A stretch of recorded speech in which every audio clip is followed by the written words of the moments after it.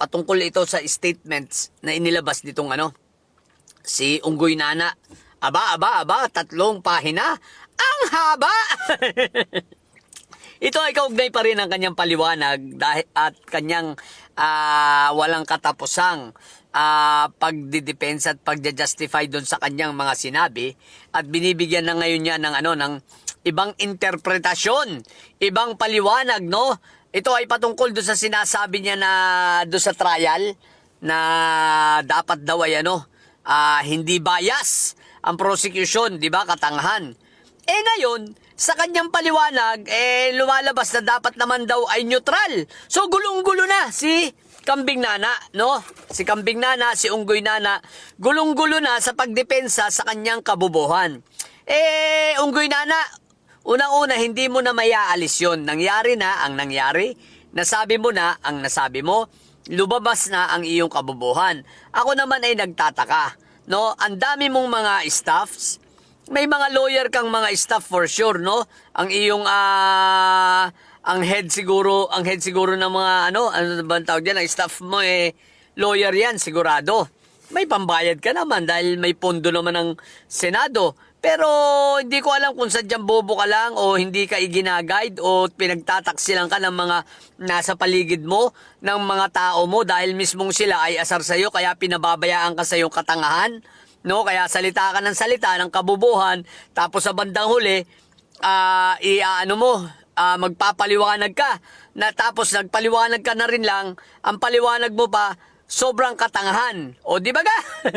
Anyway guys, eto kasing mga inilabas statements na naman ito ni Unggoy Nana, nagpapaliwanag nga siya, di ba?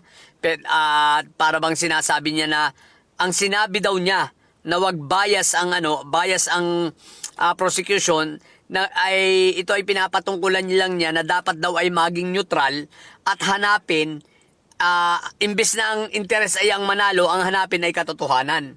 O di ba parang ang bobo lang?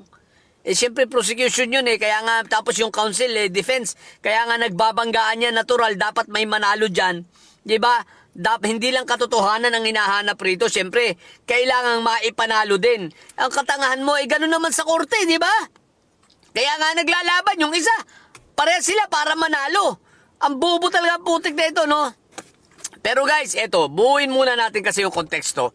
Sa mga hindi nakakaalam, eto kasi ay isa sa pinaguhugutan dito ni Unggoy Nana, yung sinabi niya mismo during the impeachment trial, ay tinanong niya kay Congressman Luis Tro na sinabi niya, bakit daw ba yung mga nakakasuhan ng mga perjury? Ito ay yung patungkol kila Las Cañas ang tinutukoy niya rito, do. Bakit daw ba siguro bakit daw ba yung mga nakakasuhan ng perjury? Pati pala dito si Lotok, kasi si Lotok kinasuhan din ng perjury yun So, bakit daw nakakapag-witness, no? Samantalang yung mga senador, bakit daw hindi nakakapag-witness, hindi daw pinapayagan ng ombudsman? O di ba ang bobo lang? Ang tinutukoy niya rito kasi syempre, alam naman natin na ang senador, nakakulong ngayon si Marco Tae, tsaka itong si Jingay. Bakit daw hindi pinapayagan na makapunta man lang ron? Ang tanga, di ba? Hindi raw pinapayagan ng ombudsman. Bobo ka talaga, hinayupak ang Unggoy Nana no? Paano papayagan ng ombudsman yun? Hindi na naman sila hawak ng ombudsman. Ang may hawak na ang magbibigay, ang mag-aalaw doon, kung sakasakali, ay ang sandigang bayan. Ang ombudsman, prosecution lang yan. Ipo-prosecute sila. Diba? Pero hindi walang power ang ombudsman na sabihin na, okay, umattend ka ron, bibigyan kita ng kalayaan, bibigyan kita ng permit. Bubo! Ang nagbibigay nun, ang may karapatan lang nun, at ang may kapangyarihan gumawa nun, ang sandigang bayan. Diba? Ang korte. Kaya wag kang tatanga-tanga. Doon pa lang sa tanong mo, sobrang bobo ka na. Hinayupa ka. Kaya sabi ko, wala ba? Hindi ba talaga ito ginagabayan ng mga abogado niyang nasa likod naman niya?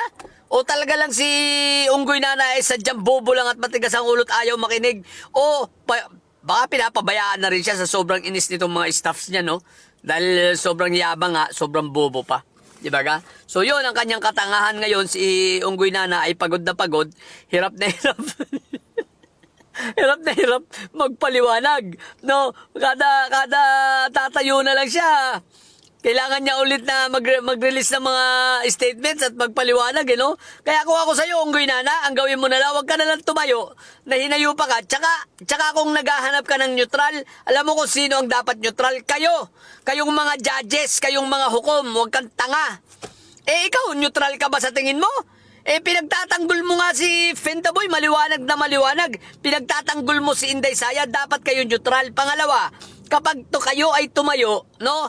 Kapag kayo ay tumayo dyan sa bilang mga hukom at kayo ay may mga itatanong, ang dapat na ginagawa ninyo ay clarificatory questions lang.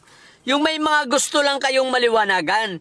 Hindi yung anong nangyayari, ang pagtatanong ninyo, kayo nila Pia Madamdamin, ni Auntie Petra, ikaw, na mga hinayo pa kayo, ang ginagawa ninyo, parang kayo na yung lumalabas na lawyer at ginagawang para kayong nagko-cross-examine.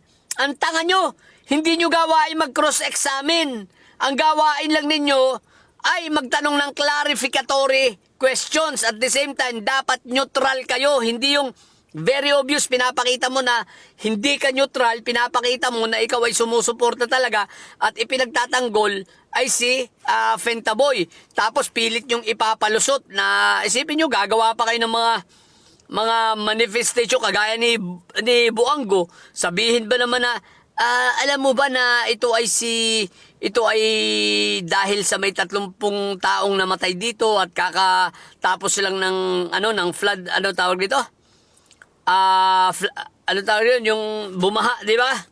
Parang gano'n. Tapos may namatay nga, ganyan-ganyan, blah, blah, blah, blah, blah. Tapos umihingi lang ng 2 hours. Alam mo yun? Nagpapaliwanag ka at binibigyan mo ng depensa si Inday Sayad, judge ka. Di ba? Dapat hindi ka gano'n. Hindi mo dapat sasabihin yun na ikaw pa yung parang nagtatanggol at nagpapaliwanag. Diba? Sobrang kabubuhan. So, pare-pareho na kayong mga bobo, mga hinayo pa kayo. Lalo ka na, Unggoy Nana. So, kung meron dapat maging neutral, ikaw yun. Huwag kang tanga. Kayong mga judges ang dapat maging neutral. At ngayon, talagang yung opposition at depensa talagang bias yan. Ang bobo mo at may mananalo dapat sa kanila. Bakit pa nag-trial kung walang dapat manalo? Tanga mo. Diba? Ngayon, kung sino man ang gumawa, kung ikaw lang ang gumawa na, malamang ikaw ang gumawa nun sa iyong press statement, no? Kaya medyo sobrang bobot katangahan. Kung iba naman ang gumawa niyan, aba-ababay, pagsabihan mo na, talagang tinatraidor ka. Tatanga-tanga putik na yan. Sige na, yun lang. Sa mga bobot didilis at may side dyan na nyo, gayahin nyo ito si Unggoy Nana ninyo, pare-pareho na kayong bobo.